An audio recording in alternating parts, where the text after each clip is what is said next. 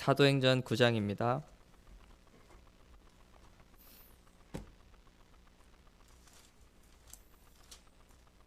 사도행전 9장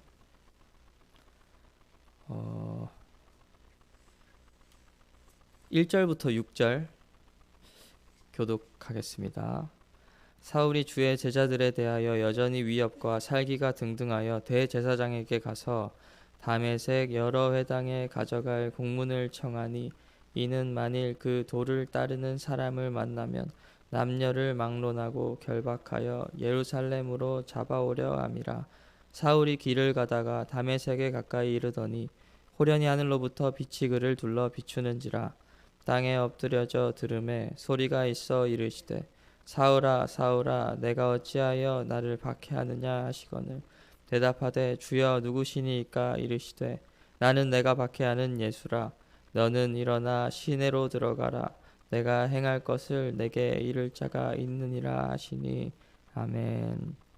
네, 9장에 와서 사울이 예수님이 사울에게 이렇게 나타내셔서 사울이 회심하게 되는 그런 사건이 있습니다. 근데 사울이 이렇게 예수 그리스도를 만나기 이전에 어떤 인생을 사셨는지 여러분도 잘 아실 것입니다. 여기에 이 사건을 사울이 직접 얘기한 그 성경 중에 26장에 가면은 나오는데 사도행전 26장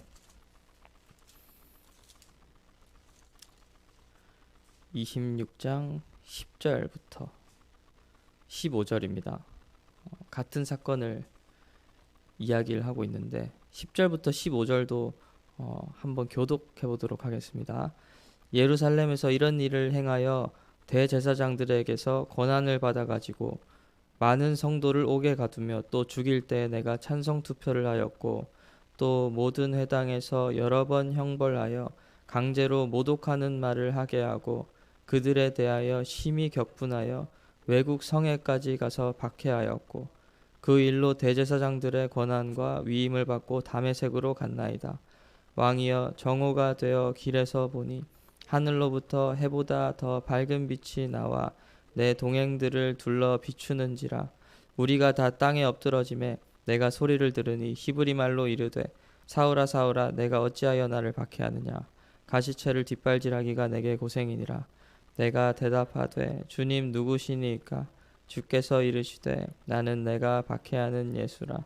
일어나 너의 발로 서라. 내가 내게 나타난 것은 곧 내가 나를 본 일과 장차 내가 내게 나타날 일에 너로 종과 증인을 삼으려 함이니 아멘. 이렇게 하면서 10절 11절에 보면 이 바울이 어떻게 살았는지 볼 수 있습니다. 10절에서는 많은 성도를 옥에 가뒀고 또 죽일 때 찬성 투표를 하였다고 합니다. 성도를.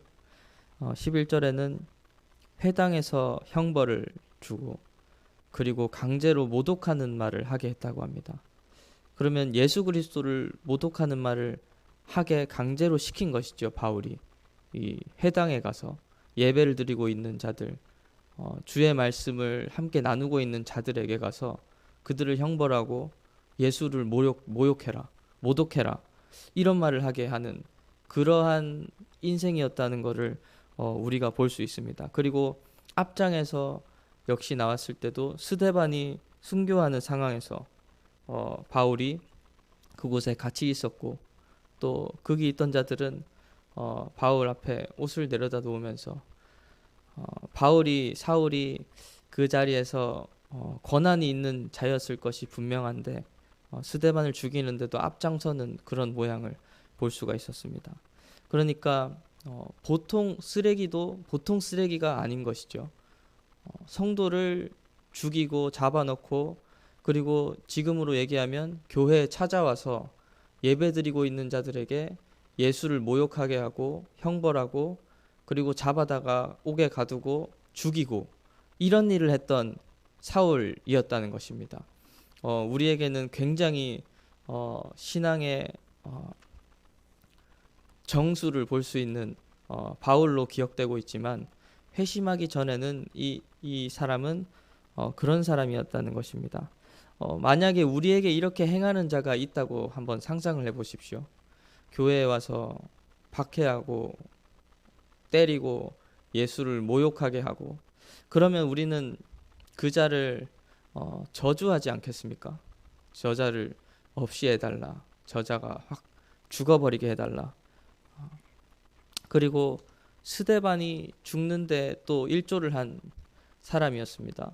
만약에 우리 교인 중에 한 명이 쌍용역에 나가서 전도를 하는데 누가 와서 때려 죽였다고 한번 생각을 해보십시오. 다 같이 와서 복음 전한다고 돌로 때려 죽였다. 신선비 전도사님이 쌍용역에서 전도를 하시다가 죽었다. 그러면 그 자를 우리가 어떻게 도대체 받아들일 수 있을까? 그러나 하나님께서는 그를 택하시는 것을 볼 수가 있습니다. 다시 9장 15절에 오면 9장 15절을 제가 읽겠습니다. 주께서 이르시되 가라, 이 사람은 내 이름을 이방인과 임금들과 이스라엘 자손들에게 전하기 위하여 택한 나의 그릇이라 라고 말씀하시면서 하나님께서 택한 그릇이다 라고 말씀을 하시면서 사울을 회심하게 하십니다. 회개하게 하십니다. 우리 생각에는 스데반이 죽기 전에 하나님이 회심하게 하실 수도 있지 않았을까? 상용역에서 죽으신 신선미 전도사님 죽기 전에 저자가 회심을 했다면 죽지 않을 수 있었을 텐데, 그런데 스데반이 죽고 사울이 그 예루살렘을 박해하면서 거기 있던 자들이 다 흩어지면서 복음이 전해지는 역사가 있었다는 말이죠. 그리고 옥에가 두고 성도들을 괴롭히기 이전에 이가 회심을 하게 하실 수 있지 않았습니까, 하나님? 라고 우리는 여쭤볼 수 있을 것 같습니다. 그런데 우리가 알 수가 없다는 것이죠. 하나님의 일은 하나님의 때에 하나님께서 하시는 것이고, 이 사울이 회개하고 회심하는 이 일도 분명히 하나님께서 허락하시고 하나님께서 일하신 그때에 사울이 회심하였을 것이라는 것도 우리가 알고 있습니다. 왜냐하면 그 전에도 이미 나타나실 수 있었기 때문이죠, 사울에게. 그러나 이때 하나님께서 이를 회심하게 하신 그것은 온전히 하나님께 속한 일이기 때문에 사울이 스데반의 설교를 처음부터 끝까지 들었지 않습니까? 그리고 스데반이 순교하는 걸 눈앞에서 봤는데 회심이 되지가 않았습니다. 이와 같이 영혼이 변화되고 회개하고 구원받는 역사는 전적으로 하나님께서 택하시고 그를 구원하셔야 가능한 일이기 때문에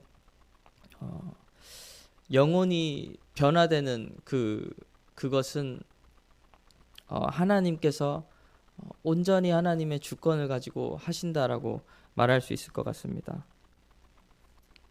그래서 지금 이 불신자들도 있지 않습니까? 그리고 우리가 청년은 또 목요일에 버스킹 전도를 하고 전도하는 일도 우리가 자주 있는데 만약에 그들도 마찬가지로 스데반이 다시 환생하여서 설교를 그들 앞에서 한다고 한들 영혼이 변화되지는 않는다는 것이죠. 결국에는 하나님께서 그를 건져내셔야 그 영혼이 변화되고 하나님께로 돌이킬 수 있다는 것입니다. 그러니까 우리가 할 말이 그렇게 많지가 않을 수가 있는 것이죠. 하나님의 일은 하나님께서 하신다는 것을 알게 되면 우리가 할 일은 많이 없게 됩니다. 그런데 여기서 끝나면 정말 좋은데, 하나님의 일은 하나님이 하신다라는 그것만 가지고 우리가 신앙생활을 하면은 얼마나 평안하고 또 얼마나 은혜가 될지 모르겠습니다. 전도를 나가서도 하나님의 일은 하나님이 하시니까, 또 영혼을 함께 예배를 드리고 집회를 준비하고 인도할 때도 하나님의 일은 하나님이 하시니까 이러면서 일을 하게 되면 얼마나 편할지 모르겠습니다. 그러나 이 사울이 회개하는 과정 중에서 하나님의 일하심을 볼 수 있는 그 인물이 하나가 등장하는데 아나니아라고 하는 인물입니다. 9장 10절에 아나니아가 등장하는데 10절 읽어보면 그때 다메섹에 아나니아라는 제자가 있더니 주께서 환상 중에 불러 이르시되 아나니아라 하시거늘 대답하되 주여 내가 여기 있나이다 이렇게 이야기를 합니다. 아나니아에 대해서 또 볼 수 있는 것이 22장에 나오는데 22장 12절을 제가 읽도록 하겠습니다.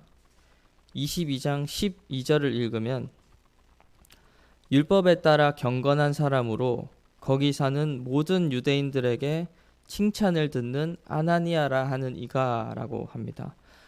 경건한 사람이고 모든 유대인들에게 칭찬을 듣는 아나니아라 하는 자가 이 9장에 나오는데 하나님께서 이에게 말씀하셔서 그 회심, 구원의 역사를 이루시고 동참하게 하시는 것을 볼 수가 있습니다. 그러니까 우리는 하나님이 일은 하나님이 하신다라는 굉장히 은혜스러운 말까지만 기억하는 것이 아니라 여기서 끝나고 내가 가만히 있는 것이 아니라 하나님의 말씀을 받아서 전달하고 하나님의 역사와 함께 동참하는 이들도 있다는 것을 기억해야 될 것입니다. 하나님 앞에서 잠잠히 있고 하나님을 온전히 의지하며 기다리고 있다가 하나님께서 말씀을 주시면 그 말씀을 전해야 되고 그 말씀대로 움직여야 한다는 것이죠. 그 자는 경건한 자 그리고 모든 유대인들에게 칭찬받는 자라는 것을 우리가 확인할 수 있었습니다. 하나님의 일은 하나님이 하시는데 거기에 플러스 말씀을 받는 자, 하나님의 말씀을 듣는 자들을 통해서 하나님께서 일하신다는 사실입니다. 그래서 우리 청년 목장은 오늘 나사렛 대학교에 가서 전도를 하게 될 건데 우리가 전도를 할 때 그 영혼이 변화되는 그것은 하나님께 속한 일이지 않습니까? 하나님께서 사울에게 나타나시지 않으셨다면 그리고 그 빛으로 임하시고 말씀을 주시지 않으셨다면 회심을 사울이 할 수 없었을 것입니다. 그러나 그 과정 중에서 말씀을 받은 자들을 사용하시는 하나님의 은혜가 있었고 또 말씀을 통해서 우리를 통해서 일하시는 하나님을 또한 볼 수 있었습니다. 그래서 오늘 하나님의 일은 하나님이 하시는데 우리는 말씀 받기를 사모하며 기도하며 하나님의 말씀을 전달하는 청지기와 같은 오늘 하루가 되기를 소망합니다. 그것에서 이 영혼이 변화되지 않는다고, 이 영혼이 믿음이 생기지 않는다고 내가 부담을 가지고 내가 스스로를 정죄하고 있다면 그것은 하나님을 무시하는 행위입니다. 하나님께서 일하셔서 충분히 변화시킬 수 있는데 왜냐하면 하나님께서 그렇게 하시지 않기 때문인 것이죠. 하나님께서 그 영혼을 지금 변화시키고 계시지 않기 때문에 하나님의 때가 되지 않았기 때문에 그런 것인데 내 생각을 가지고 저 영혼이 왜 복음을 들었는데도 변화되지 않을까? 왜 예수를 설명했는데도 이해하지를 않을까라는 생각을 갖는다면 지금 일하시는 하나님을 무시하는 것입니다. 오늘 하루를 살 때 하나님의 일은 하나님이 하신다라는 믿음을 가지고 또 하나님의 말씀을 우리는 전달하는 청지기와 같은 그런 겸손하고 순종하는 마음으로 하루를 살아가기를 소망합니다. 이 시간 함께 한 가지만 기도하시고 각자 개인 기도하기를 원합니다. 하나님 아버지 감사합니다. 구원은 정말 하나님께 속한 것입니다. 하나님, 내가 영혼을 변화시키려고 노력을 하고 또 예수 그리스도를 이해시키려고 노력을 하지만 하나님께서 하시지 않으시면 영혼은 절대 변화될 수 없고 우리의 인생도 절대 변화될 수 없습니다. 내가 하려고 하지 않고 내 힘으로 살리려 하지 않고 하나님의 일은 하나님께서 반드시 이루시는 분이시니 하나님, 저는 그저 청지기와 같은 하루를 살기를 원합니다. 주여 내게 말씀하여 주셔서 나는 그 말씀에 순종하고 그 말씀을 그대로 전하며 그저 하나님 믿는 인생이 되기를 원합니다. 그리 될 수 있도록 오늘 하루를 올려드리면서 함께 기도하겠습니다.